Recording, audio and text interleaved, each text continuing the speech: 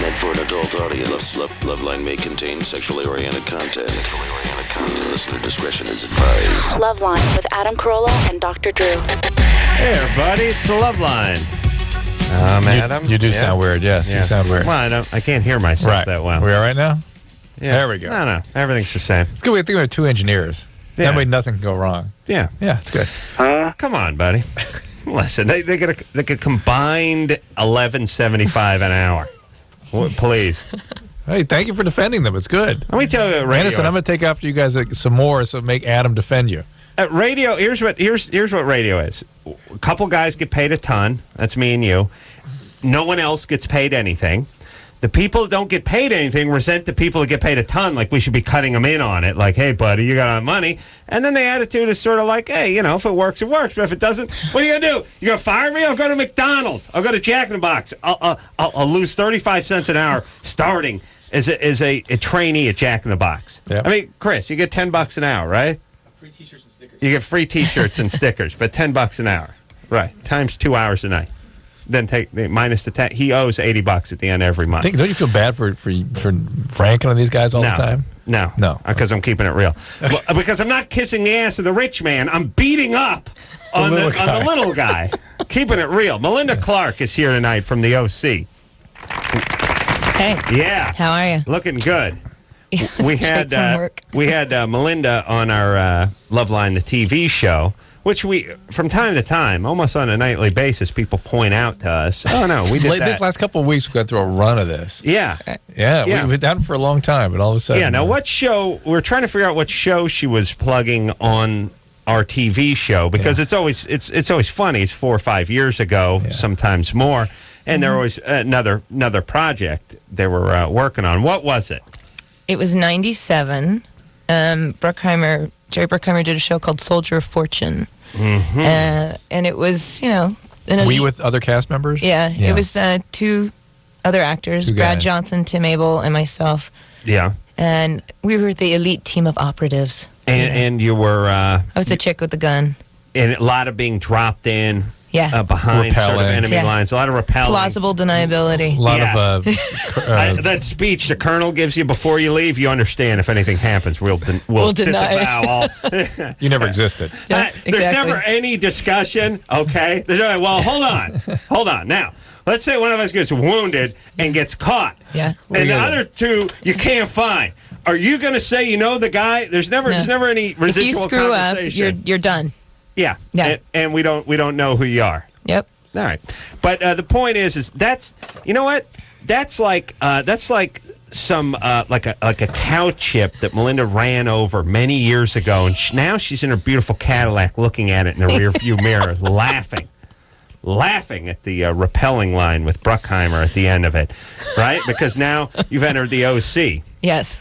I love this show, by the way. Do you? Yeah. Have you been watching? No, not really. I got to be honest with you. I've been doing this. I keep asking people. But I'll tell you what.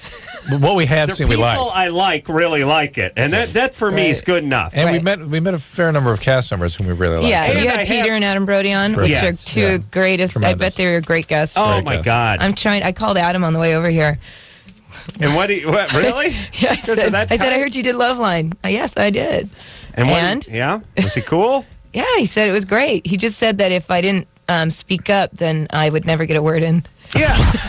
Even if you do speak up. Why'd you let her finish that thought? You know how we are about that. I know. I'm amazed she got it in. What are you talking about? Yeah. It was impressed. Wow, that's a slap in the face. I was in kiss-ass mode, but now I'm just... Oh, no, I just repeated what he said. No. I'm out of I've already lost now.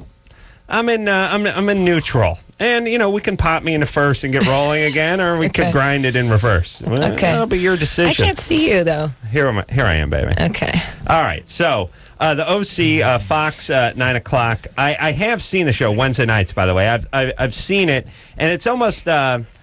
You know what it is about those? See, I've not seen too many episodes. I'm glad to know it's out there. Yeah. Do you know what I mean? It's a comfort the show next for me. incarnation on the frolicking shows. Yeah. You know, it's not really frolicking. It's better than frolicking. We've had a void for a while. Yeah. There's been no Dynasty, no JR, no Right. Dallas, no 90210. I like the Melrose Places and the Dynasties. I used to watch those Yeah. shows. It You was, get hooked. They suck you in. Well, let me say this. Knots Landing.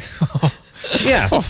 Well, let's just, now that we're going off on this tangent very quickly, which is, people have gotten snobby over the last few years about their entertainment. They must be uplifted, enlightened, informed, moved, How about just being entertained? Yeah. I mean, They have to teach you about the census or something.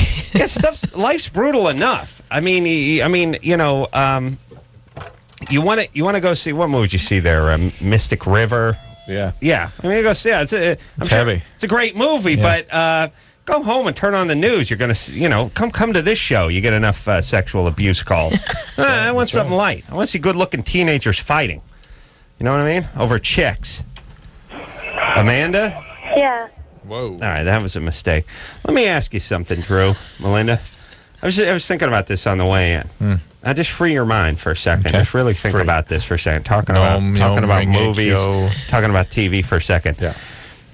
Has a dog ever been wrong in a movie? Now, let me set you the scenario.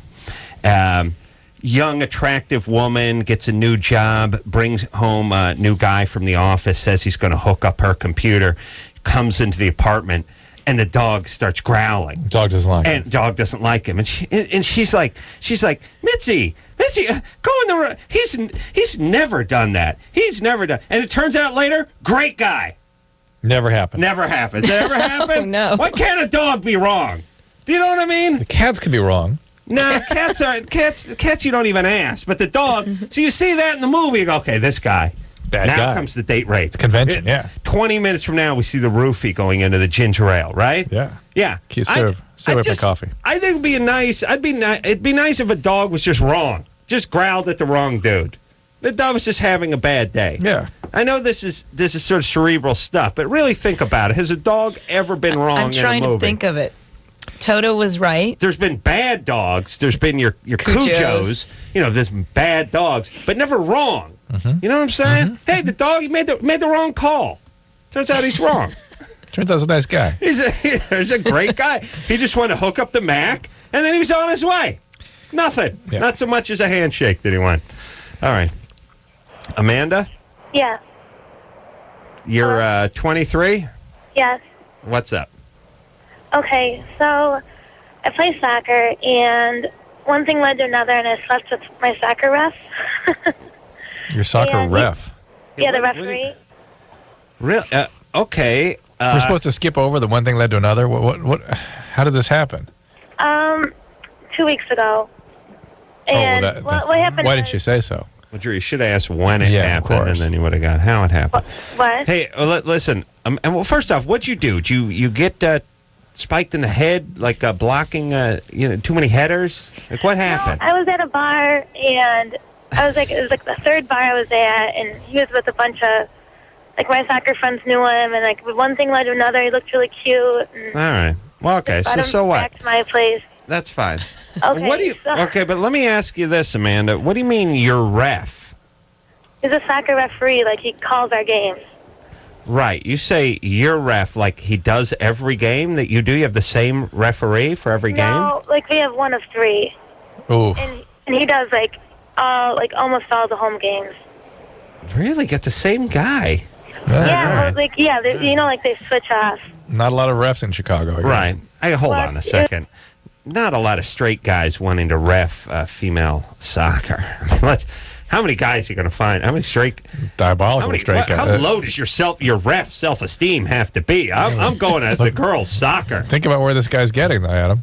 Well, actually, that's smart. Yeah, it's diabolical. Yeah. Wow. It's like acting class. Yeah. Yeah, it's like dance class.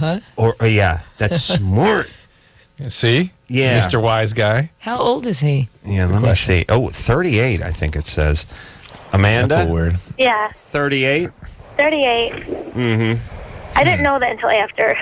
All right. Well, he's in good shape. The stripes are slimming. Yes, the yes. vertical ones. Yeah. Yeah. All right. So, look, you made a little mistake. Right. But this is the thing that scares me. So this happens one week. The next week I go to the bars, whatever, and he's there again. I get drunk, whatever, and I'm like, you want to come back to my place? And I was on the phone with him. He was in a cab because he was going to, like, the fourth bar, and after the third bar, I was like, I'm going home. I'm drunk. So I call him. He's in the cab, and I'm just like, do you want to come back to my place? He's like, you know what? I would love to, but I can't tonight. And I'm like, why? And he goes, I can tomorrow. I'm like, why can't you come tonight, you know? And he's like, well, it's too personal for me to tell you right now because I don't want anyone else in the cab to hear. He goes, but I'll tell you tomorrow. All right, so? And so I call him the next day. Is this story happening in real time? Like I feel like it's been almost it's like an OC 24 hours. episode, yeah. All right, what's up? And so I call him the next day. He doesn't answer. I leave him a message, and it's like, hey, you know, like, what's going on? Or I'm like, hey, just give me a call, whatever. I see him at my soccer game. He looks at me, and he's like, hey, how are you doing, whatever. I call him, like, 5 days later. Hold on, Drew. I'm going to go number 2. Whatever. He won't answer me. You cover for me? Yeah. And then I see him out in the bars. He, like, ignores me. I'm like, okay, like, does he have an STD? All right. Who cares? All right. He's just being a dude, man. Yeah, that's what guys do. Well, first off, he's a 38-year-old guy. Yeah. He's reffing a chick junior soccer on the weekends. He's a loser. No, it's college. Yeah. College? What kind of college could you go to? It's a D2 school in Chicago. A B2? Yeah, Division 2. D2. Really? Yeah. It's not junior college? No. Wow. Loyola, where do you go? I can't tell you that. All right. Well, Hang on, man. So So the problem is he's ignoring you? No, the problem is I want to know what's wrong with him. No, He won't tell me what's wrong with him. Nothing's wrong with him. Go get yourself checked out. All that stuff in the cab, all that stuff was BS. It's That was another total chick. BS. He was banging your goalie. Yes, absolutely. Total BS. Move on. Yeah. And man, I think you need to look into your alcohol relationship.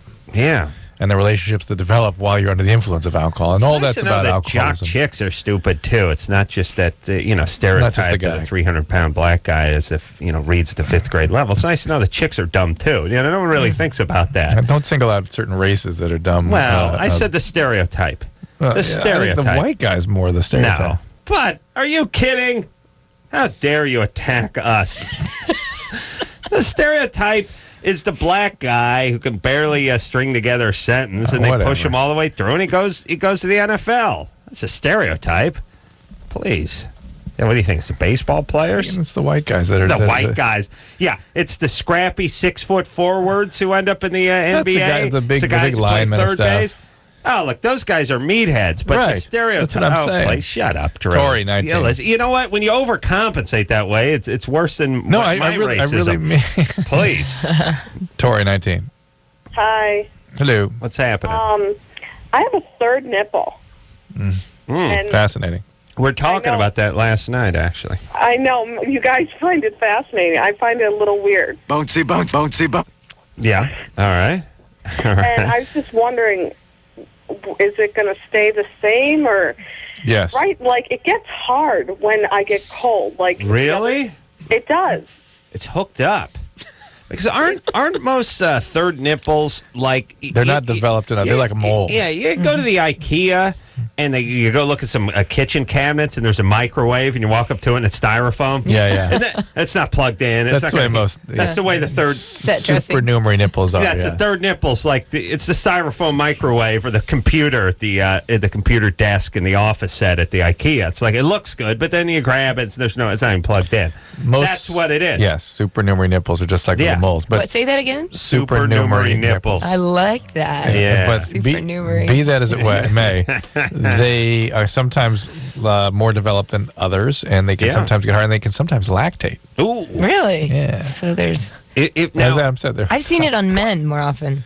Really? Just because they're naked on the beach, I guess. Yeah, probably.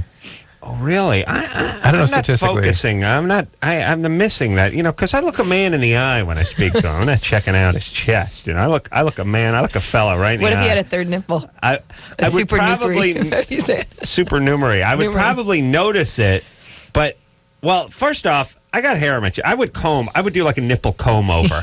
I would like, of course. style my hair over my nipple, pat it down a little. Serious, of course. I would knock you know it down. that shoe polish they used to have you top put on your coverage. Top coverage. Yeah, you can put that I on would spray some of that on my supernumerary nipple, and I could do like a chest comb over. If it's hooked up, well, first off, wouldn't you get it removed, or shouldn't you get it removed? I think it's a fairly involved little operation if you have that. If it's plumbed. Yeah, if it's Could it have it can have ducts ducts and stuff, attached to it and everything. What's really interesting, I do not know any data on, but I wonder what the incidence of breast cancer is in those. Oh, isn't that interesting? Or What if a you could bummer. breastfeed 3. No, I don't think so. what line was she on, Drew? 2. No, She I don't was think on so. line 2. Tori, Yeah. so have you ever consulted with anyone about getting it removed? No. How dare you? That's a crazy question.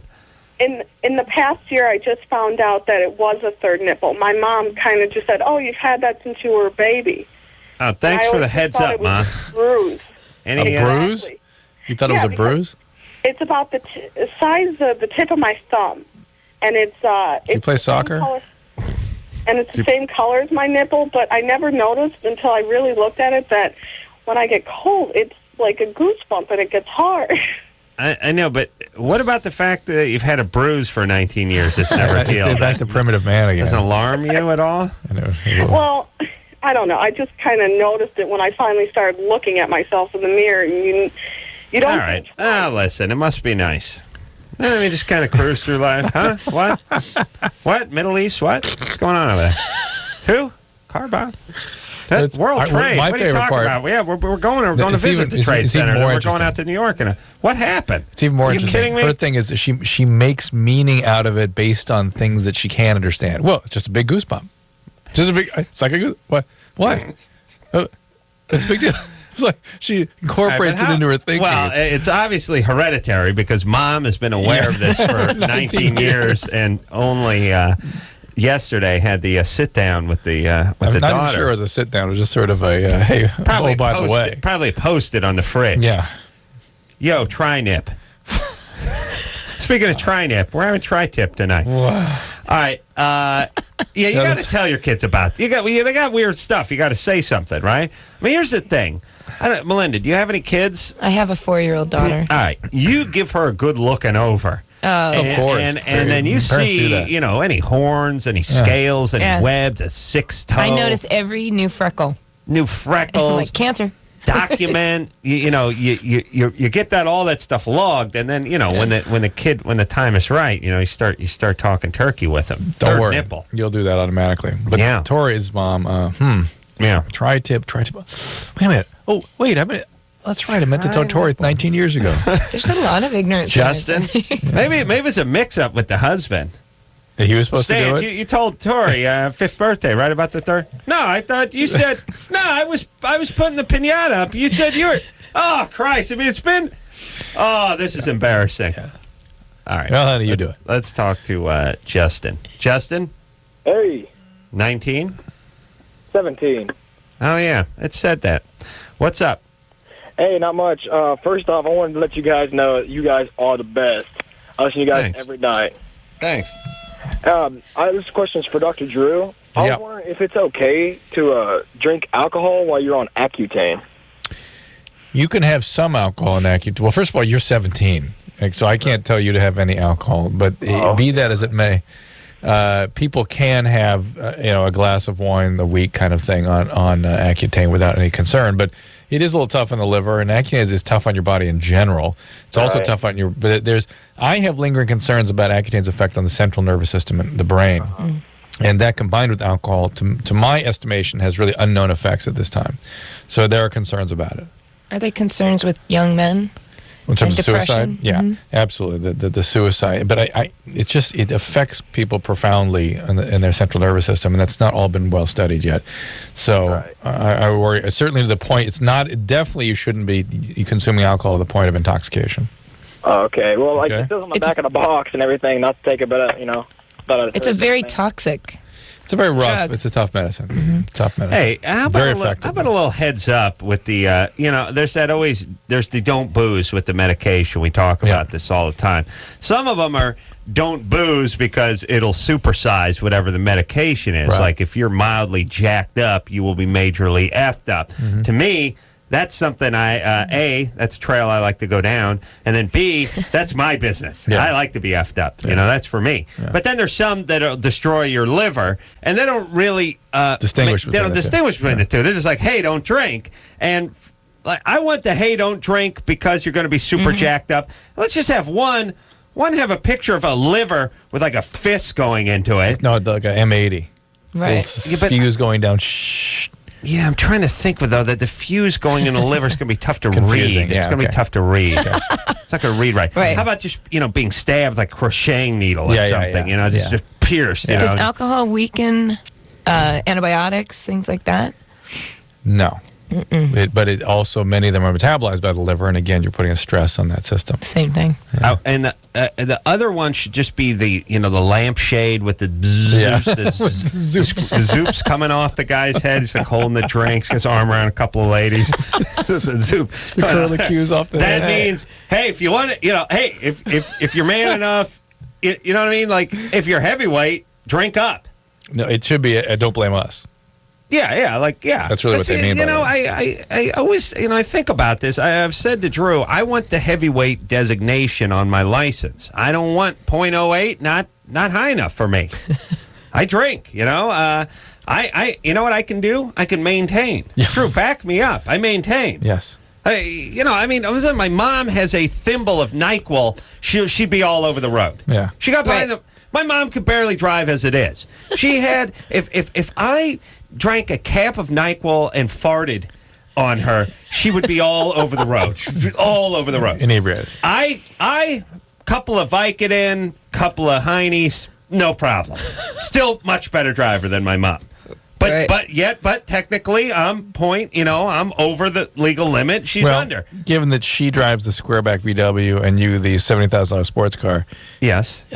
Literally a millionaire. Literally a millionaire. What you're saying, yes. There should be no difference between you guys when you're on the road. All right. There should be no difference. Now he's trying to get me going because something I said the other night. But the point is why not the heavyweight designation? A special test? Yeah. Well, a special note, a special flag on his car. No, but Melinda's right. But how do you show them that you can test. you have a special test? Yeah. You put the cones up. Yeah. You do it, Just keep doing a shot every 10 minutes. You get the 8 shots, and you're still able to back in. Or this is probably more stunt driving, pulling e-brakes in the rain, getting a spin and stuff like that. Yeah, you know what I mean? Yeah. Also, I'm fine. Drew, you've seen me on the airplanes. Yeah. Right? And your point? Couple of highballs, couple of downers. Yeah. Walking up and down the aisles, holding court. Yeah. The problem is you're going to want to talk. You're going to want to talk about your mom and your grandma.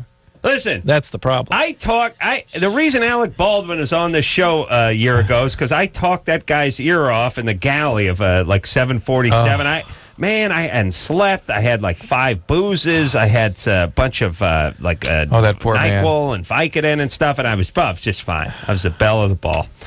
All right, Drew. Let's just focus on that, would you? And let's get the labeling changed. That's how he got through his recent custody hearings. It was nothing compared to what he put up with on the plane. Anyway, thank you for that. He's a big fan. I'd actually want to take a ride with you on a plane and see you that. would? Oh my God! Oh, I love entertaining people on planes. Here's the entertainment. I'm great. He will talk so incessantly that you'll find yourself looking forward, thinking just about imagining yourself jumping out of the plane and things, and then all of a sudden there'll be silence.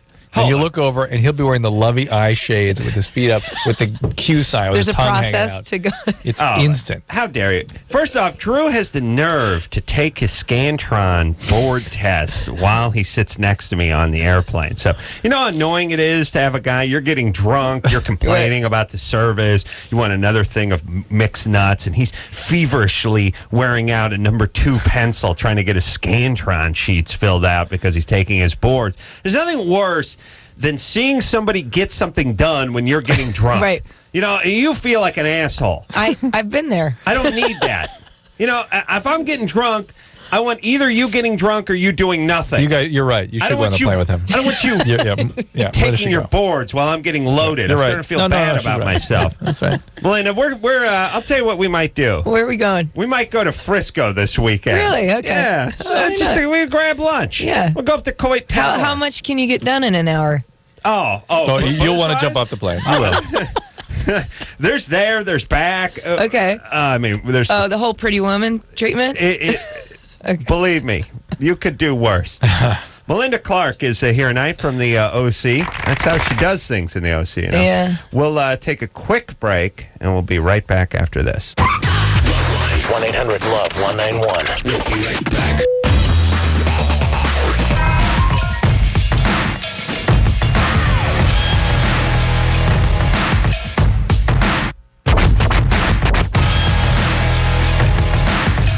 Hey, everybody, it's LoveLine. I'm Adam, that's Dr. Drew. Yeah, something's wrong. All right, that's better. Well, here's the thing. If I turn my headphones up enough for me to hear me, the music gets really loud. I hear you pretty well. Something with your headphones, maybe. Listen, we got another show to do tomorrow. It's no big deal. Yeah. Melinda Clarke, although every show's special, they're like my kids. Mm-hmm. All 5,000 of them, or however many we've done. I don't want to think about that. Yeah, well, think about how many shows you may have done, Drew. No. All right, how many shows do we do a year? 250? Yeah. Well, no, you do like 65. You're always, chasing a nickel around the country, shilling stuff for Trojan condoms. I'm here holding down the fort. So I do about 250, and we'll figure it out. Let's figure out how many shows. Not now. We'll do it off the air. Easily 250. More like 270. All right. 270 times 10, let's say. All right. It's 2,700? Is that what that is? Yeah. All right. So I got about 2,500 under my belt. True, you may have 5,000. Good times. Melinda Clarke is is here tonight. She's from the OC. The mom. And that is that's basically what most people call me. You're the mom. You're hot mom, though. I mean, that's We tried to use the word MILF on the show, and Fox didn't let us say it. Really? And this is all after Janet. So. Oh, really? Yeah. Well, the story I heard was that they got it in the script. It was written, and the network approves that. But then when the show was actually shot, and the young boy I'm having the affair with, the 17-year-old, sure, calls me a MILF, but they did it. They screened the show, and the standards and practices gentlemen weren't quite sure, so they had to go find out what that meant. And I don't know what it means. Yes, you do. No, I don't. It means mother I'd like to fool around with. So I didn't know that. No. Really? But they said they told the producer he couldn't have it in the show, and he said, "Well, what do you think it means?" The standards guy. He said, "Mother I'd like to fool around with. Mother I'd like to fondle." And he says, "Well, our research shows that it means mother I'd like to." Our research. He said, "Research." He said, "Well, we did a focus group, and 90% of the people knew." So, and they decided that was a little too much for the teen drama. So. Oh, it's such a wonderful world. You know what I was thinking I'd like to do? You know what we should all do? Because we're getting an ass full over here, and of course there's Howard Stern, the poor guy's depressed, and Jimmy Kimmel. Everyone, all the guys I know are they're all falling apart because of this. Mm-hmm. Yeah. I don't seem to care, but that's just because I'm stupid, not really because it wouldn't affect me. It's just because I don't. I'm an atheist who really doesn't. People I want to know about the Passion of the Christ, the Middle East and Palestine and Israel, and I'm always like, listen, I'm an atheist. You guys are just a bunch of retards. I don't even know how this works. Just as someone explain to me how all this retardism works and all this bizarre ritual and how you can say boo, but you can't say.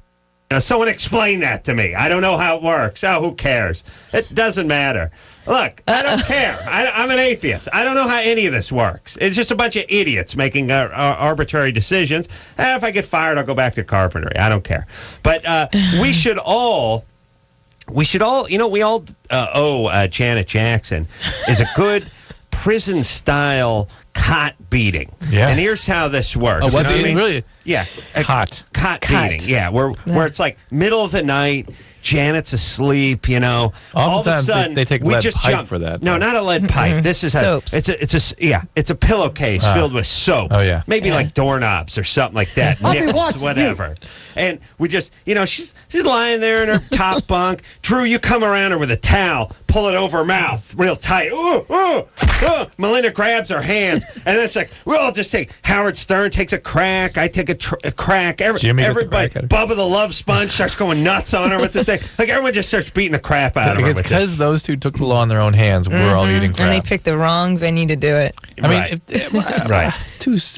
two brain cells. That's functioning. where my prison style sack beating comes Yes. in. I wasn't insulted by it, but I it was didn't a care. strange. It was- but it was the wrong. I it was was- more insulted by the dance for my kid. but it was broadcast television, not cable. Right. Broadcast. Therefore, controlled by the FCC. All Specific laws that we all know and must comply with.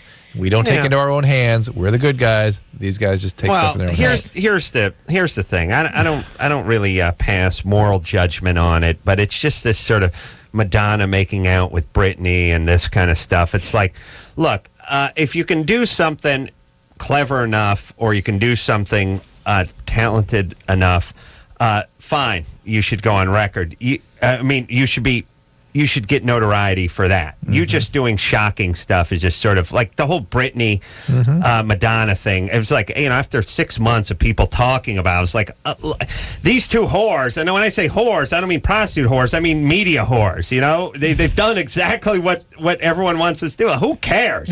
These two skanks want to put their tongues in each other's mouth like they enjoyed it. You know what I mean? Like, I'm insulted by the act, not the sexual act, but just the fact that, like, Madonna, Britney, you guys, not enough money, not a bright enough light on you. What's going on? Yeah.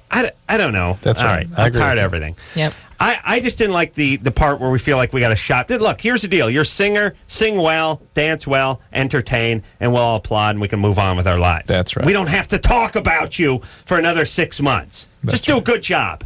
And that's it. We'll talk about you. Oh, it's like, listen, when Whitney Houston sung... the hell did Whitney Houston sing? And the Super Bowl, with the jets flying over, and she did the national anthem. She blew the roof off the place. Beyonce, was it? No, I mean, this is 5 years ago. Oh, yeah. Come on, Drew.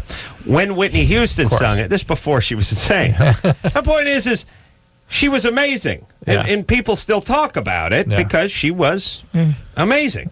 She didn't have to pull a boob. Yes. No, I mean, she just did an amazing Somebody job. actually said to me that they'd like to know who the designer was, because not only did it malfunction incorrectly, but that they heard that both were supposed to come off, and that was truly a wardrobe malfunction. Oh, really? Yeah. Both supposed to come off. That's interesting. I could be wrong, but that was that would make was, sense. Because they definitely were not surprised by the outcome. Yeah. There's absolutely no doubt no one was surprised by what went down. Jade, Yes. you're 21? Yes. What's up? Well, I'm seeing this guy. He's 35, and I recently moved in with him early this January, and he won't sleep with me. All right. So Jade sounds. I'm about ready to do some gambling. Yeah, on Jade sounds 8. She sounds 8. What I'm happened? not 8. All right. What happened at 7 or 8? Anything? What happened at 7 or 8? To you, yeah. Yeah. Your dad die? You get molested? No, happened? yeah, I grew up being molested, but Yeah. I don't think that poses a problem here. No, nothing Nobody- at all. That's nobody why. could tell. Yeah, and we No couldn't one would tell know. immediately just No. with talking to you We'd for have 4 no idea. seconds. No, because we could see Because it right made no here, right difference. here on the screen. It says lives with 35-year-old musician boyfriend. Only had sex with him once in 3 months. So we could see you were molested. Yeah, of course. All right. So what happened? How old were you when you got molested? When it started. It was, I really don't know how young I was when it started. It was just kind of this ever since I can remember kind of thing. We definitely hear it in your voice. Yeah. Your voice sounds like a child's voice. Doesn't sound like 7. 4. No, it doesn't sound like 4. Like, It sounds like 7. So, and I agree with you. 7, 8 is what I said. And 6 to 8 is the range. all right. How about 6 to 8? Who molested you? Your dad? No, not my dad. It was actually like cousins and uncles and Well, you can't remember when it started. no. I mean, were you a baby? Were you a baby?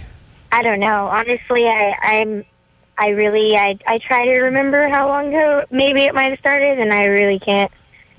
Okay. All right. Well, be that as it may, we find on this show is that we can tell at what age somebody's abuse began based on... We'll go with about 6 or 7. Yeah, 6 or 7 based on case. your voice. That's right.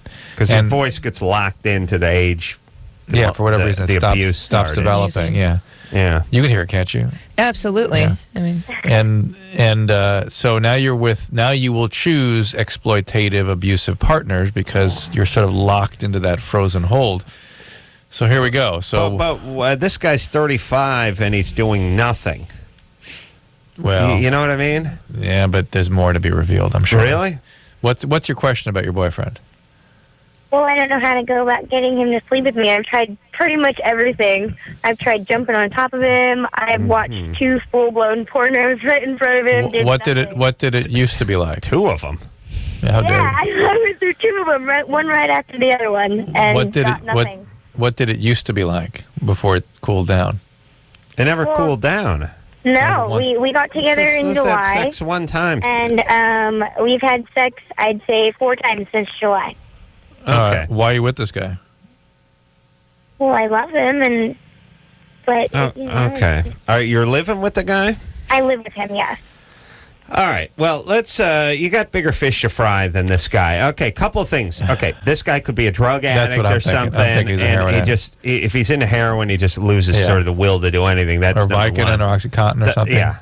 No, I think it's all just weed and what else? Speed will do it. He doesn't drink anymore because he was a really bad drunk. Well, that can mess with your ability to have an erection and be sexually active. And what other drugs is he taking besides pot? He takes pills where they... Vicodin? Okay. No, not like... It's really, it's like talking to It's like your 911 operator. Daddy's not moving. Yeah, no. Honey, need you to go over to Daddy and listen to see if air is coming out of his... It's Okay, well, the pills he's taking is probably completely extinguishing his sex drive. Also, this probably isn't the case with this guy, but chicks like this can be guys can be freaked out. I know, but that's the women that are sexual addicts will get with guys that they sometimes freak out. Yeah. Well, maybe that's no, because they've never had that guy will go with it. Am I never right? No, because that guy. Dare you. Listen, you're always right. Thank you. That guy would go with it for a few You hear weeks. that, Melinda? Adam. Yeah. That guy would go with it for a few weeks and then go, whoa. I thought you were just into me. Right. Then he gets freaked out. Hey, Jade. Yes. Yeah. How about you get some therapy for this horrible abuse you've been through? Okay. But how is that going to help my situation here? I don't care about it will change your willingness to tolerate your boyfriend's continued addiction.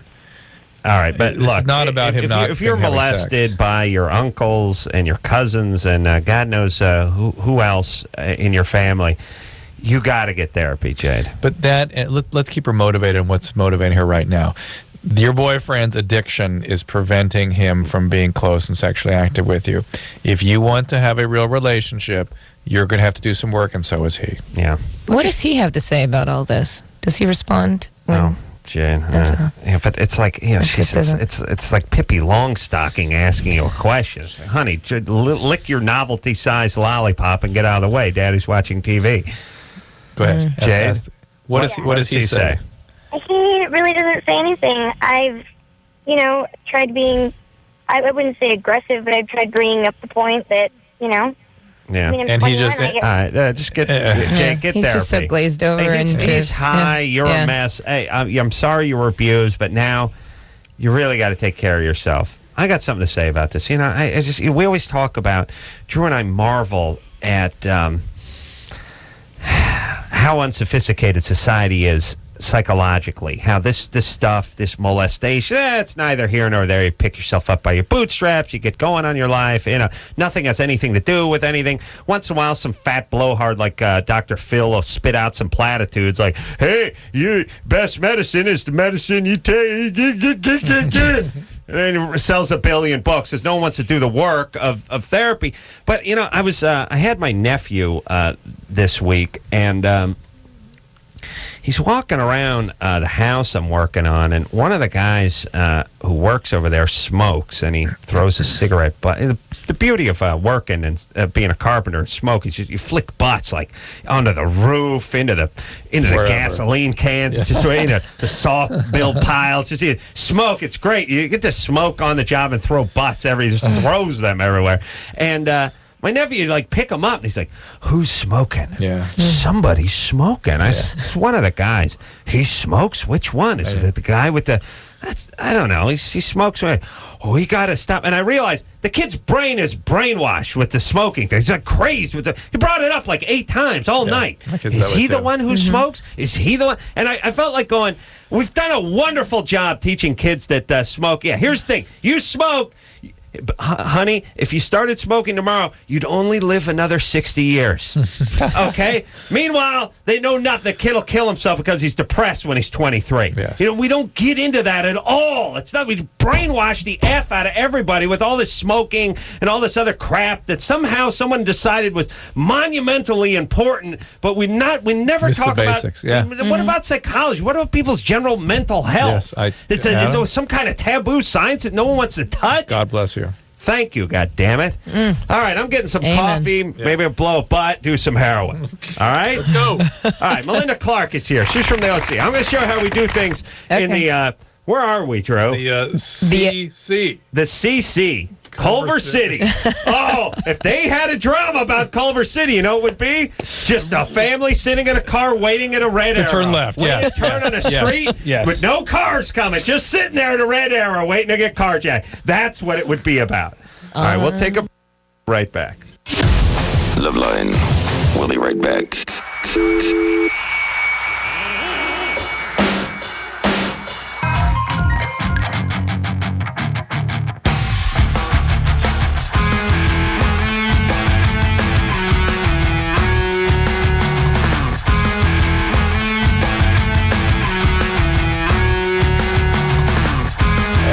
Everybody, it's LoveLine. I'm Adam.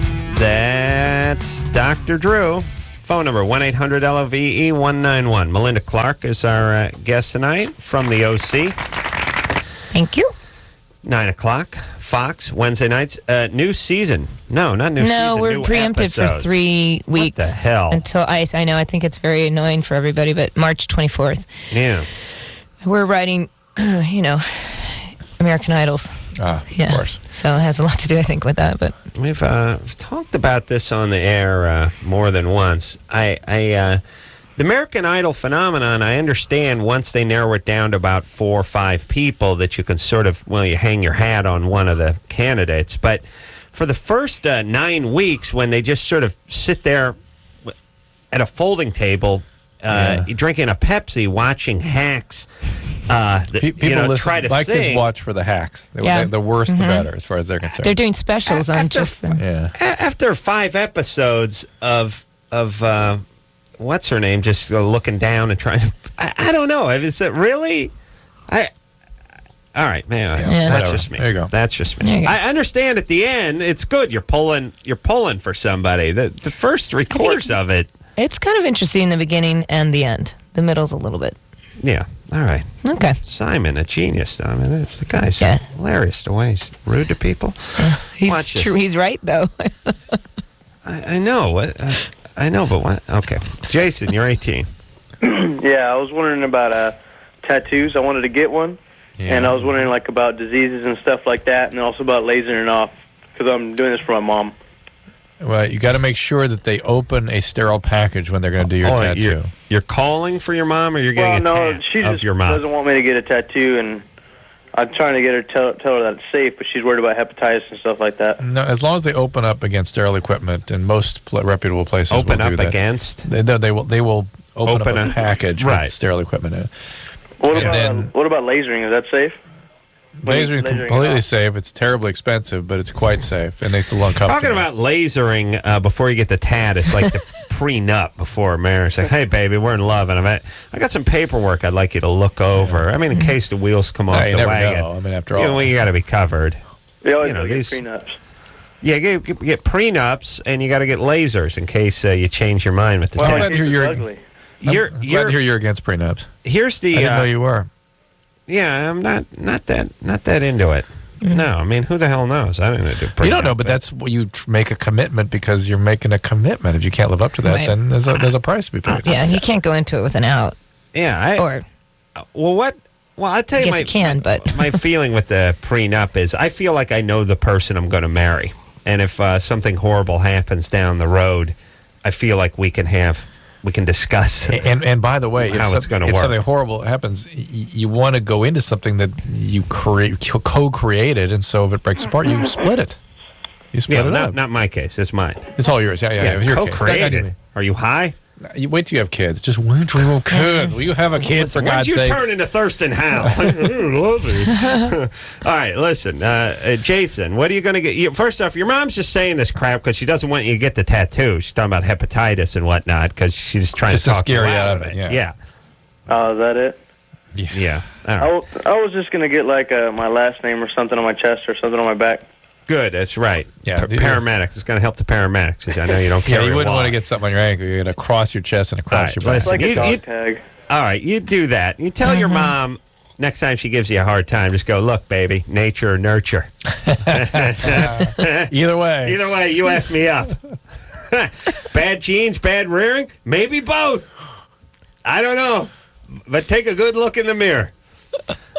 All right, here's a question about trucker hats. Do you like trucker hats, yes or no? Let's just I think get rid they're of that. passe. Where, up here? Yeah. Trucker hats. Julian? Are the trucker hats? Oh, the ones that are... The mesh in front. Yeah, okay. Oh, well, there's the mesh ones, and there's the ones that... I don't like anything that's worn out intentionally.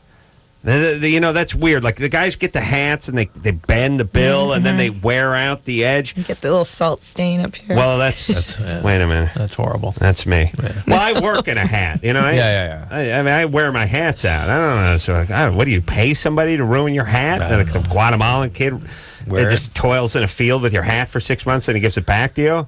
All right, just get the new stuff. That's all I'm saying. All right, well, but start wearing a hat because if you go bald later, it won't be like Ron Howard. He's wearing it. You just think of him with a hat. Yeah, you see, picture me. You see me with a hat, right? No matter what. I got my hair, but later when it falls out, I got the hat. There you go. Yeah. Melinda Clarke tonight from the OC. We'll take a quick break. Be right back.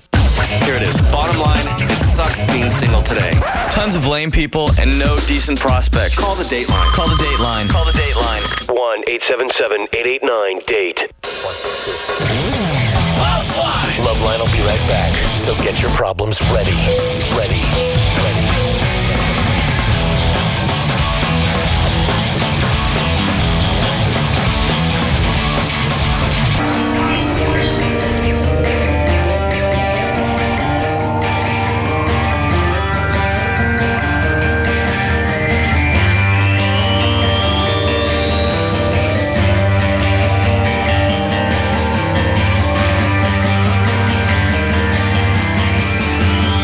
Everybody, it's LoveLine. I'm Adam. That's Dr. Drew. Phone number 1-800-LOVE-191. Ty Pennington is coming in here tomorrow night. He's the home improvement dude that all the ladies love.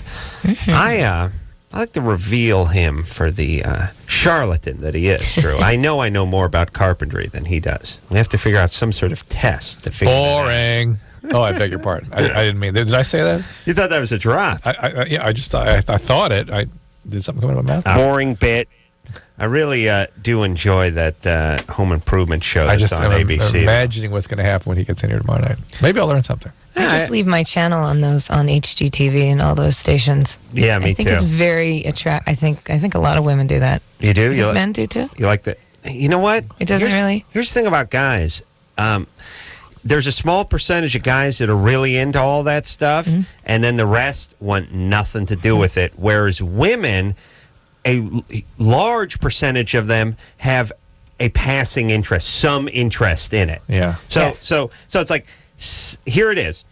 2% of guys are wrenchers, gearheads, nuts with that stuff, and the rest, like every guy I work with over at Kimmel, does not give a rat's ass about. Women, 80% of them have some interest. They're not going to start, they're not going to start framing up on the roof and putting truss and joists and whatnot, but they have an interest in it. They love the finished product.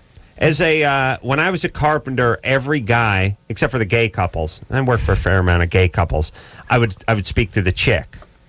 The guy had nothing to do with it, and the guys were just scared. Really, they really were. These guys couldn't do anything. Like once in a while, I would say, look, they didn't have the base shoe, so we're going with the quarter round on the. You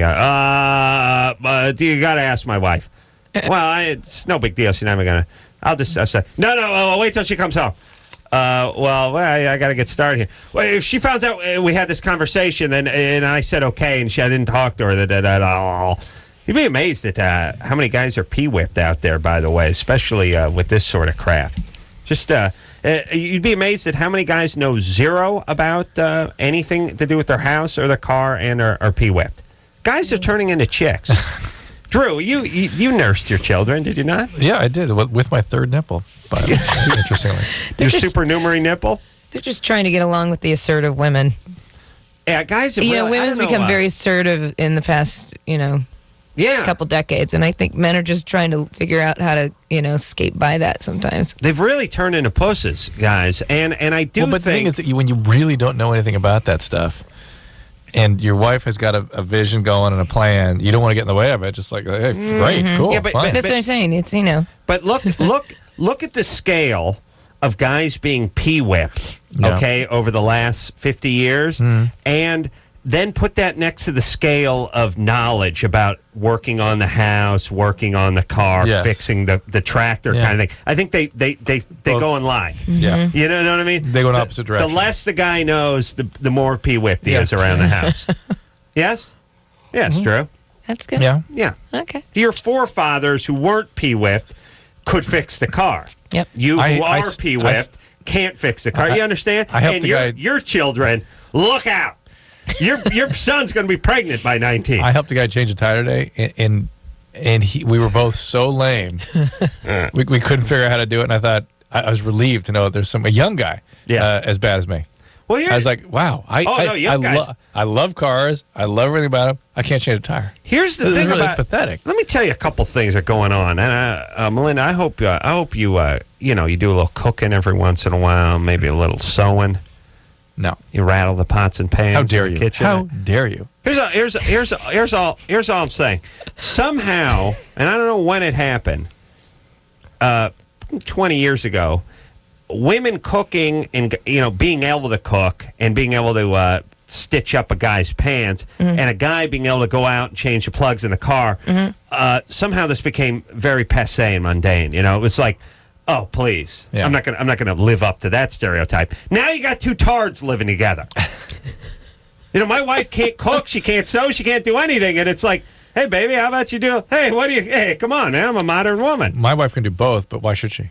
That's exactly what I can do both. You can? But I don't necessarily because I work at these strange hours. Yeah, you bring some money in. That's cool. Yeah. Well, here's all I'm saying. We switch off. Wouldn't you like to get back to a time, though, where the women could cook and the guy could fix the car? We just better hope that there's no sort of failure of technology. Yeah. My husband would love that. Yeah, you cooking and him fixing the car? Yeah. What's he do?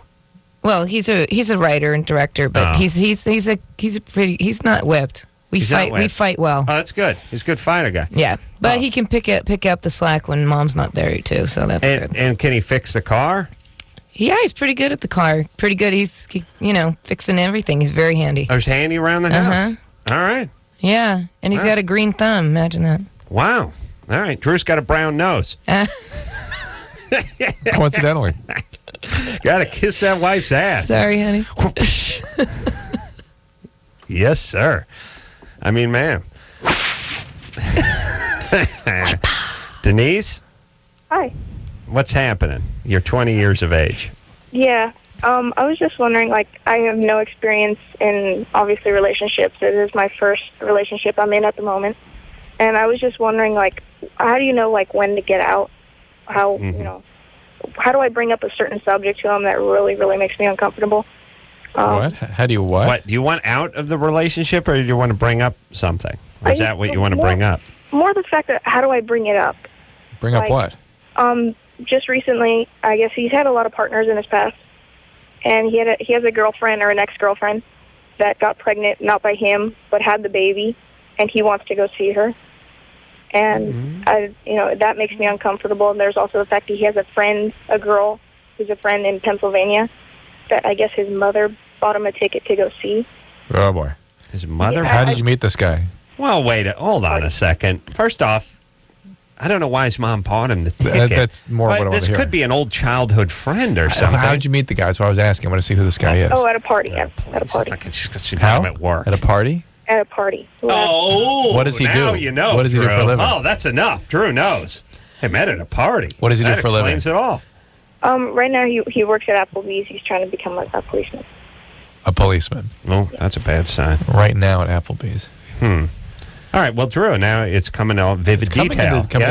How about you let me talk for a second? We get some real answers. Denise. Yes? Quiet. I have questions. I'm sorry. Okay. Don't say I'm sorry. It makes me feel bad about myself. Not about you, though, Denise. But you could apologize for apologizing. Would you like to do that?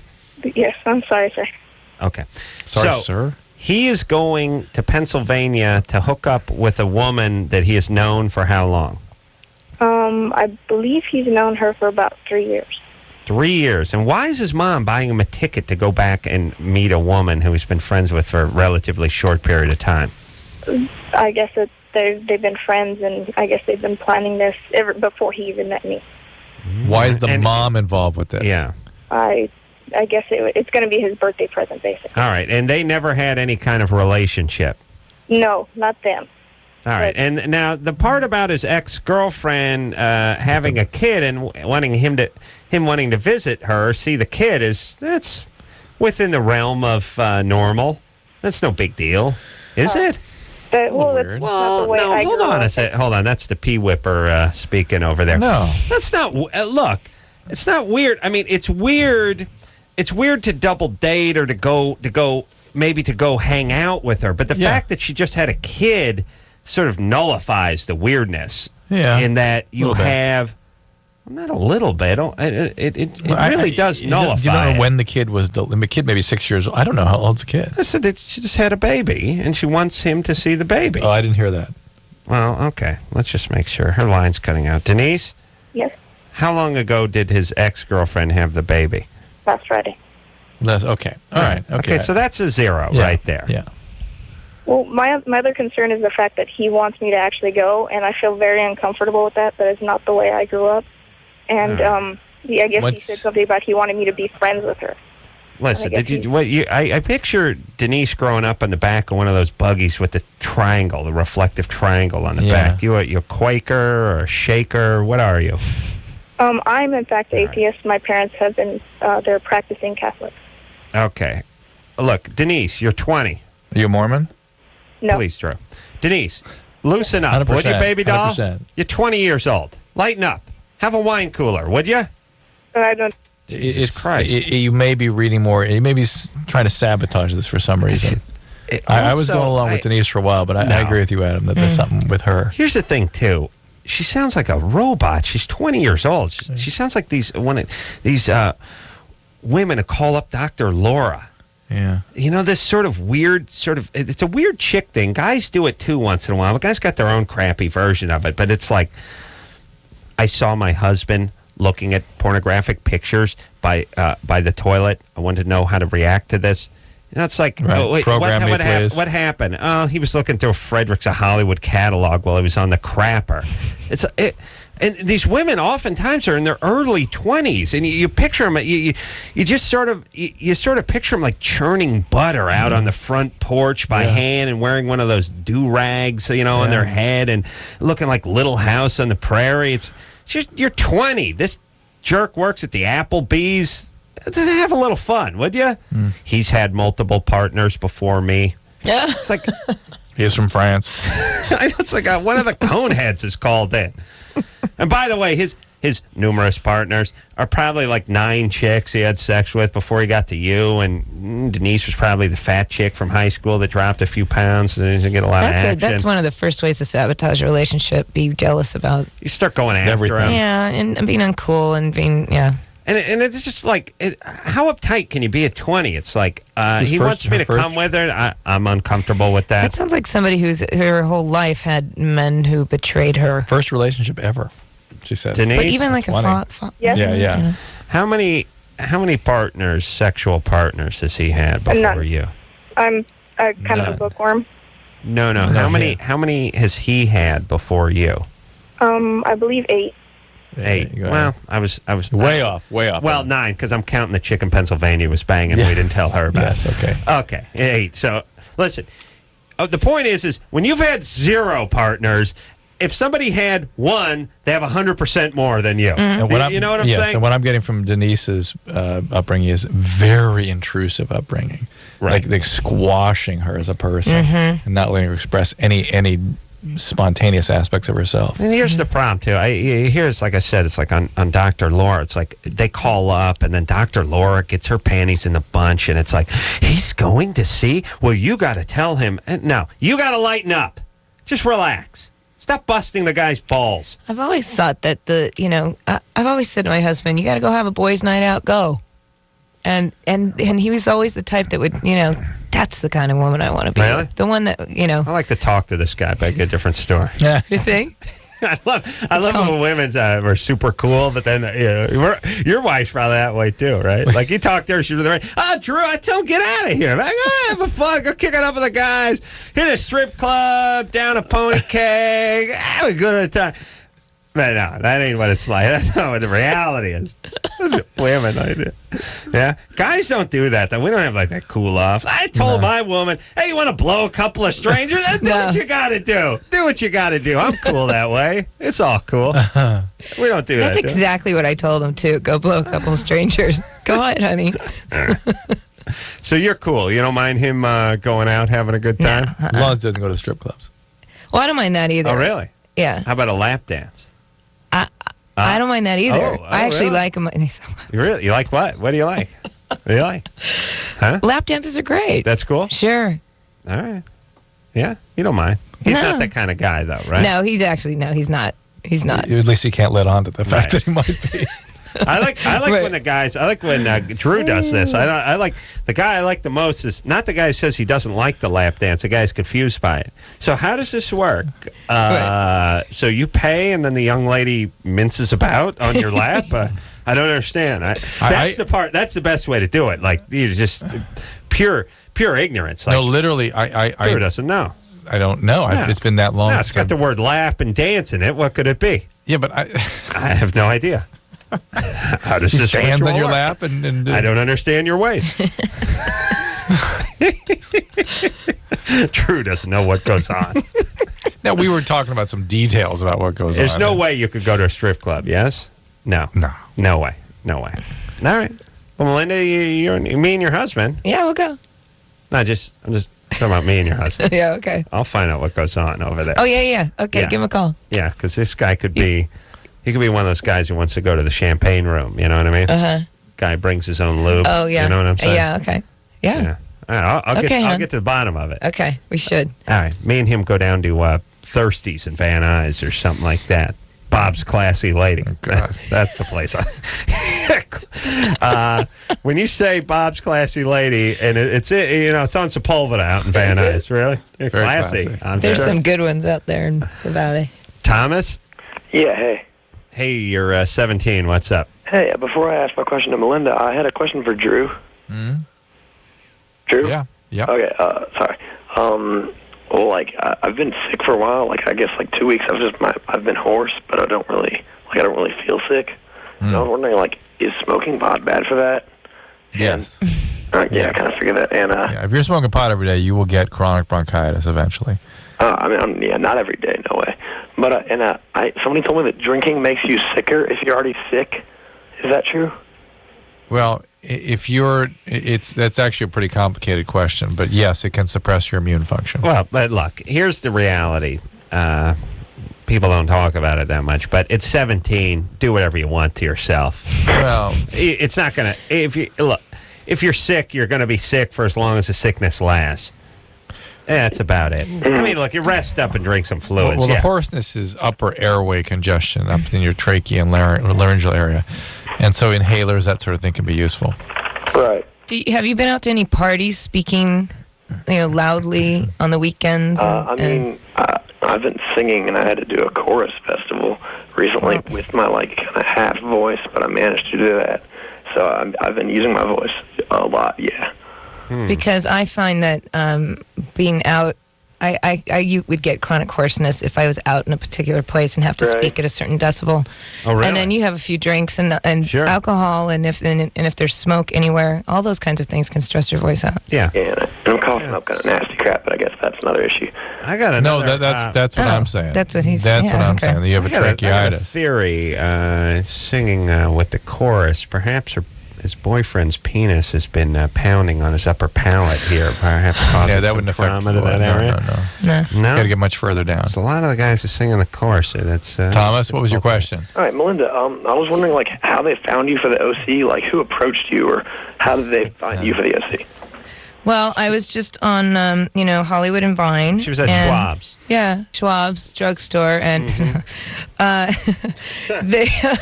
She went out on 1,000 auditions. As everybody walked by, I just raised my skirt, and they went, "You can be the bitch on the OC."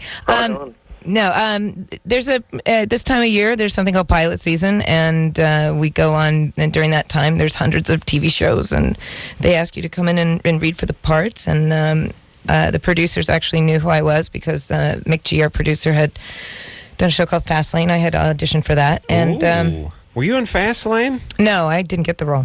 No, but he remembered you from a good audition. Yeah, and just I it's just one of those things that worked out well, and they offered me the role, and the role wasn't originally as large as it is now. I don't think they knew what they were going to do with it, but they liked I guess what I was doing, and they liked the potential for the character, so it became more.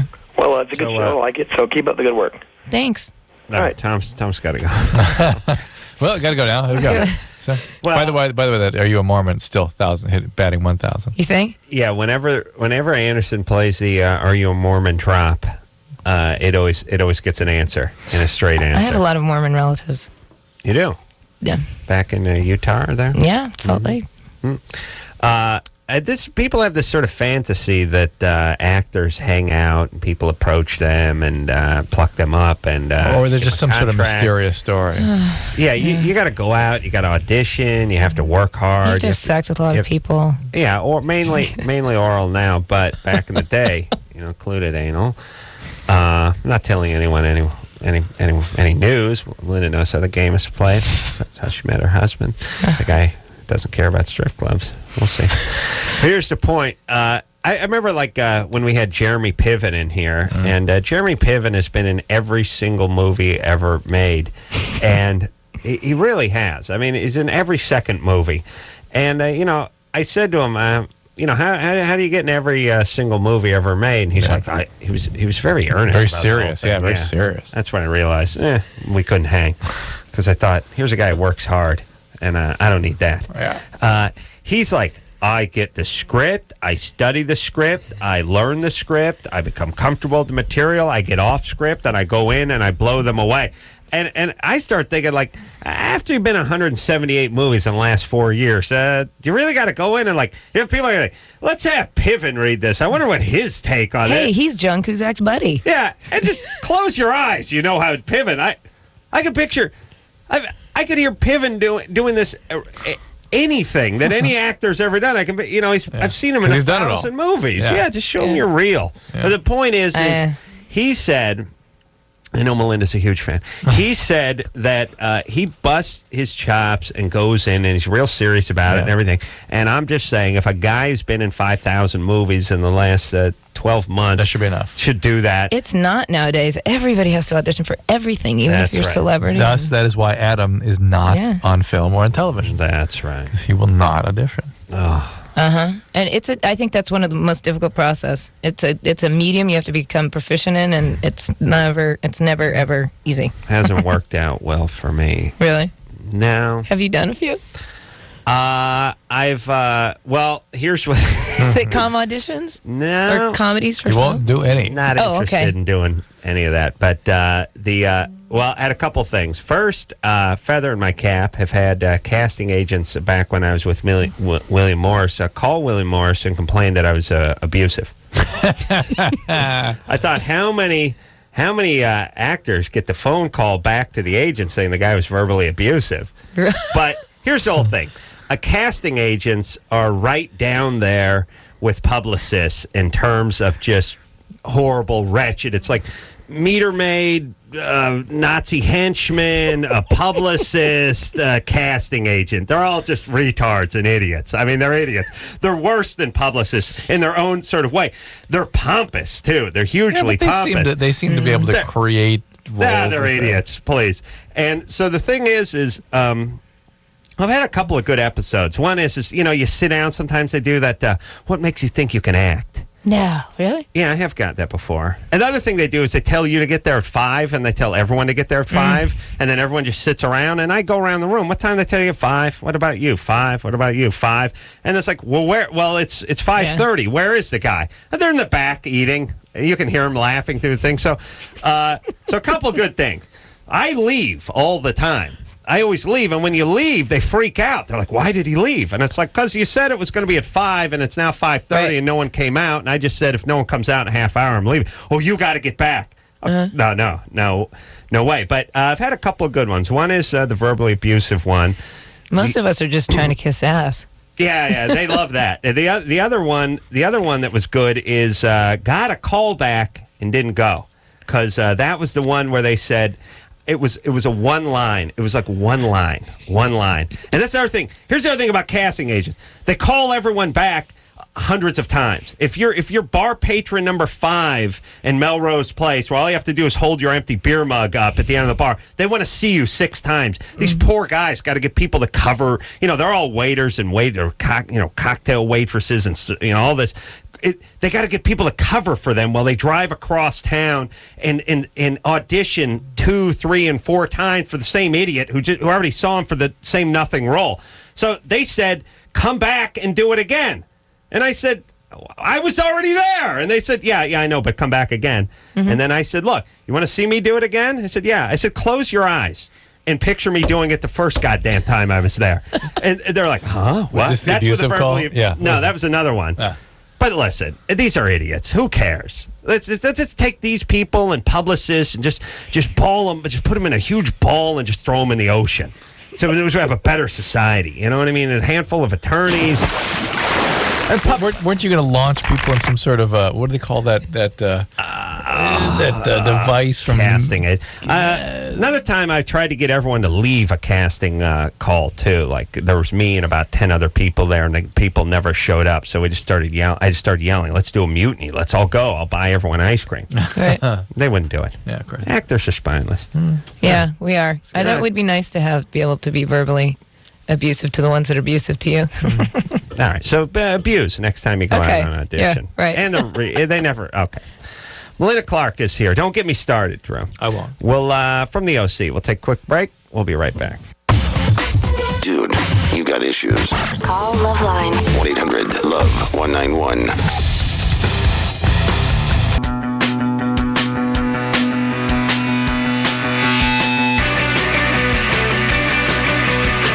Hey, everybody. It's LoveLine. I'm Adam. That's Dr. Drew. Phone number 1-800-LOVE-191. Who's in here? What did I say was in here tomorrow night? Ty Pennington. Ty Pennington. Yeah. Master Carpenter, Ty Pennington. We'll get to the bottom of that tomorrow night. Now, Drew, can we find some sort of test? Who can do this? Engineer Chris. Look for some sort of a contractor's test. Can you... Licensing board. Because Chris, like, F you, I'm getting $10. I'm getting $20 for the 2 hours I'm here, and you two, yeah, you think that gift certificate the Blockbuster you two a-holes get me for Christmas every year is going to cover it? Please. It's great too, Drew. When did you wake up to your reality? What, my reality? Yeah, the fact that the people around you shouldn't be kissing your ass and running, getting you coffee and making everything a little easy and comfortable for you. I've not woken up to that reality. Okay. I don't even know who said that. No, you're right. Who was that? Man, I don't even know you, man, when you talk like this. All right, quiet down. Chris, find some sort of test. Contractor's test? Contractor? Okay. All right. He's going to come back with a conductor's test. Tell Ann to do it. I don't know where Ann is, and Ann gets mad if you ask her to do stuff. Okay. You're so pee-whipped at him. Well, Ann, yeah. All right. Ann's not here. Producer Ann, is she here? She's here. She's listening to your offensive comments from nights ago that have led to complaints. Okay. That was a good time. All right. We want to do Germany or Florida? Yeah. All right. Explain it to Melinda. Oh. Yeah, okay. So here it is. All bizarre stories either emanate from either Germany or Florida. Okay. They tell us the bizarre story. We guess. Germany or Florida? It's actually much more than just a guess. We tell them. All right, we tell them. Yeah. Brad? Yeah. See how exciting the game can be? Sounds Brad, like Germany. Yeah. you're 16? Yeah. Like you just like a bomb. It's already disaster. Yeah. All right, go ahead. Germany or Florida? Florida! It's Germany! Or Florida! A gambler called the police for help after he lost his false teeth during a poker game.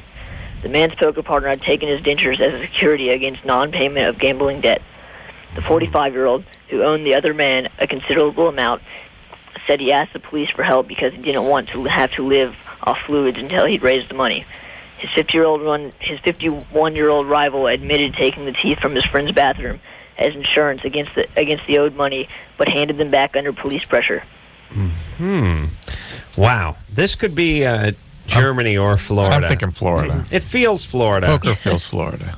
All right. Melinda said Florida. Linda says Florida. Geriatric. We say Florida. Yeah, the teeth come out and stuff. It's Yeah. Florida. It's Germany. Oh, Wow. wow. Yeah. Man, that's smarts. Yep. That stings. Yeah. I know. Wow. We thought That we'd is, fool you. yeah, you did. And, Thought we'd and, fool you. and that is, by the way, that's 1 for 3. I know. I'm feeling demoralized. This is nothing short of a slump, Drew. This is a streak in the wrong direction. Really, Yeah. seriously. This is a negative streak, which I think is called a slump. Okay. Okay. Nothing short of a slump. It is not short of a slump. Wherever the slump begins, we're well into that We're area. not short of We're it. in Slumpville. We have not coasted and stopped just before we got to this across the slump border. We're into the slump. Oh yes. And Melinda is the queen of the slumpers. In the slump. She is knee deep in the slump with us. Okay. Because whereas we're 1 for 3, you're 0 for 1. Right. Okay. Which is a slump as well, you know. Arguably not the slump that we're in, but still, Now you got still a series, slumps. but yeah. Beth, Yeah. you're 21. Yes.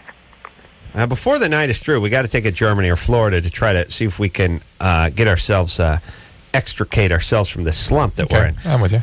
Beth has been on hold for 118 minutes. What's up, baby doll? Well, I had a question for Dr. Drew about masturbation. Ever since I can remember, probably around the age of 3 or 4, and up to about 13, I masturbated quite a bit. I'd say like daily. And I wanted to know how normal is that and why?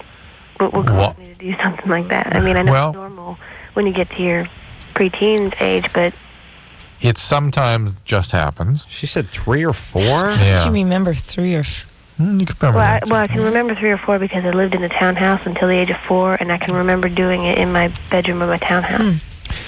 So that's But the other thing, more commonly than not, in my experience, people that stimulate the genitalia at an age prior to the sort of developmental stage where they would get sexual arousal from that are kids that were either A, exposed to some sort of sexual material or sexual abuse at a young age, or B, lived around a lot of chaos, and it's just something that kids seem to do when they are sort of trying to deal with overwhelming chaos. Yeah. So, Megan, where do you fit into the spectrum of those?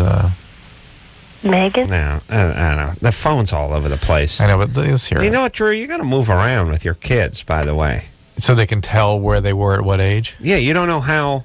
Like for me, I'm like, well, let's see. We lived in the S box in North Hollywood until I was then my dad moved into that crappy 1-bedroom on Laurel with the green carpet, and then he moved into the A-frame dump off Otsego there. You see what I mean? Like you can move it around. Like if you move once a year, move every calendar year, your kid will always know where he was. It was 8, oh yeah, it was molested by Uncle Lou. We were living back on we're out on Esmeralda Street. Yeah, I remember that. Sure. You know where you are. Your kids, they got no idea.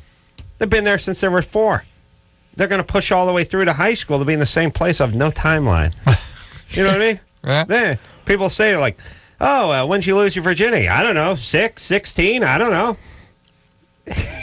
Can't tell. I don't know, but my dad wouldn't move.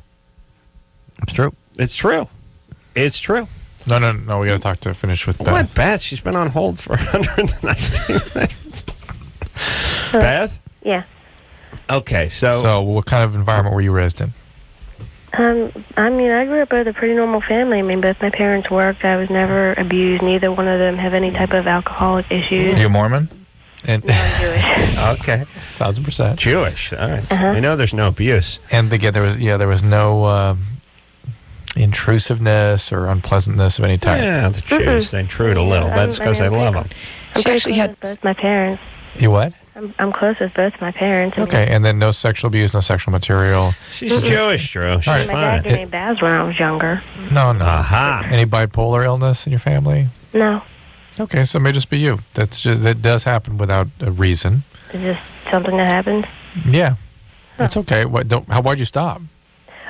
Well, because I was doing it so much, I pretty much convinced myself that it's not good to do it so much. So around the age of 13, 14, I just kind of phased myself out. I'd distract myself. And then around the age of 14 is when I had my first boyfriend that was considered a serious relationship. I stayed with him all through high school. All right. And what happened with that? Just broke up. I mean, I didn't really like him. No, but I mean, were you sexually active with him? Do what? All right. Beth. Mm-hmm. First off, it's a mitzvah, your masturbation. It's a masturbatorial mitzvah. Secondly, mazel tov. Third, if you should want to diddle yourself, then feel free. Okay. There you go.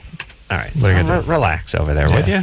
Everybody. What are you talking about? Your 20-year-olds, 21-year-olds? Like the weight of the world on these kids. Just relax. Enjoy a little bit. Act like you're 20. You're 21 years old. Just enjoy life a little. Abundanza. That means abundance. Oh, I beg your pardon. But here's the point. Mama Celeste used to say that about her pizza. Yeah. Here's the thing. By the way, when a product is crappy, should you really be advertising to get more? Yeah. How about crappy frozen pizza? We give you less. Yeah. Because it kind of sucks. Okay. Here's the thing. I wonder if kids, and I say kids, but I just mean young people growing up today, are we hitting them over the head with like way too much news and way too much negativity? And, are they worried? Are they sitting around thinking about global warming too much and venereal diseases and the FCC and the Middle East conflict and dirty bombs? I mean, everyone's just like, is everyone getting more depressed? You know what I mean? Like seems more serious. Yeah. What? Listen. When you're 20, you're supposed to just be looking to have a good time. I mean, you really are. I know things have not changed that much on college campuses. They're pretty much the same. They are. Yeah. You don't think they're more? I think they're. No, I think they're a little wilder. In fact, some ways. Yeah, I mean they're acting. Yeah, but that's in a way that's like acting out. Yeah, but I think they know too much. I just mean the college student of yore had a relatively simplistic view of the world, I would say. Probably didn't know all that much that was going on outside of our borders other than, Canada was good and Soviet Union was bad. I'm going to get a job and spit out some kids. And, I don't want to oversimplify it, but I just get the feeling that kids are sitting around trying to figure out what's going on with Michael Jackson in Israel, and their heads are exploding. Yeah, trying to take those two situations simultaneously is enough to make any head explode. Just listen. There's too many news channels. Yeah, the media, I think, is the one thing that's changed so much. Yeah, so much information. Crack a beer, everybody, and listen to a Dr. Demento album or something. You know what I mean? Just relax. Loosen up a little. Stop being so uptight. I know. Where is Dr. Demento now? He died tragically of AIDS. But anyway, so you got to wear a condom when you're having sexual relations. No, he's around. I don't know where he is. He was a mention on The Simpsons the other night. Oh, he was? Yeah. Yeah. I like Dr. Demento. Bart hated him and threw the radio out the window. Oh, buddy. There you go. We're going to take ourselves a little break. Melinda Clarke's here tonight from the OC. Wednesday nights. Where are you going, buddy? Wednesday nights on Fox. Drew's heading out. Getting something to eat. No, okay, easy, buddy. We'll take a quick break. We'll be right back. LoveLine with Adam Carolla and Dr. Drew. 1-800-LOVE-191. We'll be right back.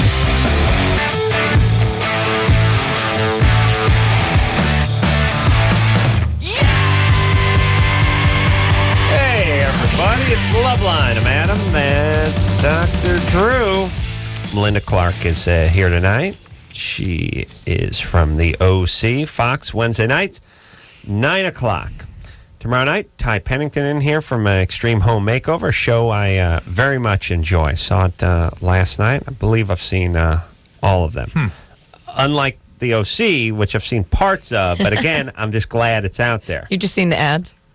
No. I've watched seen some. Oh, I've okay. seen parts. We work here, so we got to leave. And the TiVo's an iffy technology. I've not really worked out yet. But the point is to me the OC. It's really like the undercover security at the airport. I'm glad those guys are walking around. I don't need to see them. I need to know they're there doing their job. Yeah. You see what I'm saying? Yeah, I hear you. I need to talk to every one of them. No. I need to know they're doing their job. I feel better. You see what I'm saying? Uh-huh. And I feel better knowing that the OC is out there. Marina, Yes. you're Hi, Adam. 25? What's happening? 25. Hi, Dr. Drew. Anyways, I think I've taken a turn on our sex relationship with my boyfriend. He's gotten used to me telling him stories and talking to him dirty, like when we have sex. Mm-hmm. And he expects it every time, pretty much. Mm-hmm. And, yeah. What kind of dirty stories? He wants me to role play and just tell him what I've done, that I've cheated on him, and explain to him what I did the night before with a different guy. Yeah. Guys get into that weird sort of naughty, there's that tell me what you did with the other boyfriend before me. I like to look into the future. Tell me what you're going to do to the next guy after we break up because I keep bugging you with this. It's like a verbal penthouse forum. Yeah, it's sort of boner meets misogyny. You know, it's a weird sort of. It's bringing a woman down in a way. It's sort of dirtying her, right? Yes, there is a soiling that goes on. Marina? Yeah. I don't totally trust this guy and this impulse. On the other hand, how old is he? He's 31. See, now I was going to cut the guy some slack if he was 26. Yeah. 31, it's kind of time to start stepping out of this role. And you know what I'm saying? Yeah. Yeah. What? Yeah. How could I wean him off of it? Well, how did you get into it? How did you get into this? It was kind of something that we started talking naughty, dirty, and then it just got more and more, and then. So he's been steering it in this direction. Yeah. Yeah, you don't normally do this in your relationship. No, this is the first guy I did this with. All right, this guy, he brought it on. Okay. So this is something he needs. He's a fetishist a little bit. A little bit. And that often, if somebody's a healthy person, often feels a little funky, a little distancing, a little exploitative. This isn't him beating off while you step on roaches in stiletto heels. Although that could be just around the corner for you guys. Okay, I'll tell you what. You don't need to wean him off of it. You need to tell him that this is not the way you prefer to be intimate. And look, your birthday's coming up. I'll give you a little. I'll wax a little poetic about who I'm planning on having sex with. Yeah, a couple times a year, and that's it. Yeah, a couple times a year. You got Christmas, and you got your birthday. He's not being funny. He's being serious. Feel free to do that. Because we talked about it, and I told him. Yeah, and it happens once. It'll happen after we talk about it. It'll happen that first time he won't go into the dirty talk, and we'll have just sex, and then it'll just start happening again. It's does he have any trouble functioning when you don't do this? No, I know. All right, just tell him. Just feel free to tell him now. Yeah, that's all right. Yeah. You got you control the purse strings. I understand. You're feeling distance because of the fetishistic behavior, and that's the problem with it. So tell him to cut it out. He doesn't have to have it. If he doesn't need it to function, then great. Fine. Stop. Yeah, and then, by the way, when you do pull it out, it becomes a treat. Because everything just becomes relative. I mean, if every sexual act you had was a threesome with your fantasy partners, unfortunately, that would get old in 20 years, 30 years, 20 to 30, 20 to 35. 25 to 35 years. 24. No, that would become old. It all becomes old. Everything. It's eat steak and surf and turf every night. You're going to get tired of it in a couple of weeks, no problem. So that's it. This is a fantasy. And I think you start screwing up your intimacy when you start pulling out all the tricks every night. There's no place to go. Whereas for me, you got lots of room. Oh, I give my lady a little punch in the shoulders. Wow, look at that foreplay. It's amazing. What's gotten into him? He must want something. All right, where are we, Drew? I want to talk to young Alex over here. Yeah, Alex. Hello? You're 14? Hi. Hi, baby doll. You're painfully shy around guys? Yes, very. Okay. You sound quite forthcoming with us, quite assertive, right?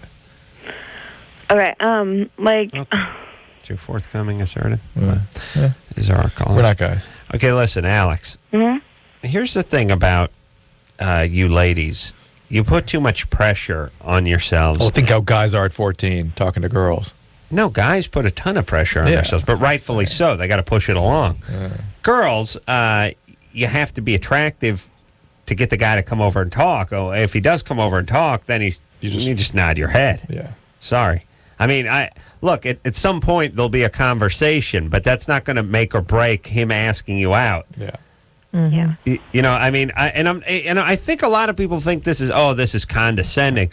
It's not. It's just the way it is. Some 14 or 15-year-old guy is attracted to you. He's in your history class. He thinks you're cute, and he comes up and talks to you. All you got to do is not shut him down. I was just thinking about something. And you'll be fine. Yes, it's true. But I was just thinking about something. We've been talking a lot tonight about how people have taken things so very seriously and how kids need to calm down and stuff. My kids go to a cotillion class, and I remember when we were, that What's age. that? That's a religious thing? Yeah. What are they doing? But listen, Manners. when we were that, we'd be like, oh God, for God's sake, we'd be rebelling against it, be fighting it. Right? Mm-hmm. Kids, we take them, they're like, it's very, very serious about it. It's like, this is. Really? And it's like we've gone from being rebellious as kids to trying to live up to something. Yeah. It's something that the kids aren't really thinking about if they want to live up to it or not, even when some of the things they're living up to are highly restrictive and highly What do you do or at highly cotillion? exploitative. But sometimes it's living up in college, trying to live up to certain sexual standards they're not even sure they want to do. They're certainly not rebelling against it. They're just trying to live up to what Cosmo says they should be doing. And they know about consequences more now? Or you still have to experience it? It's such a dramatic change in the whole sort of basic orientation. What do you do? at Perceptions cotillion, of- You learn how to dance. Dance. That's it? Yeah. All right. Melinda's been there. Good times. Oh, we had an episode called The Cotillion. So. Oh, don't they always have it at church, though? No. It's outside of church? Yeah. Yeah. What, have it at a gym or something? Like a hotel or hotels or Really? or some country It's not clubs. things like cotillion. that. All the kids I knew went to the local church to learn that stuff. Well, maybe it's the only place that had like a ball, wooden floor. Yeah. All right, we'll take ourselves a little break. We'll be right back. All right, guys, here's the deal. Looking to hook up? Call the Dateline. Sick of wasting time with the wrong person? Call the Dateline. One call's all you need to make. Call the Dateline. 1-877-889-DATE. You know what I'm saying out there? Adam and Dr. Drew will be right back on LoveLine. LoveLine. LoveLine. LoveLine. LoveLine. LoveLine.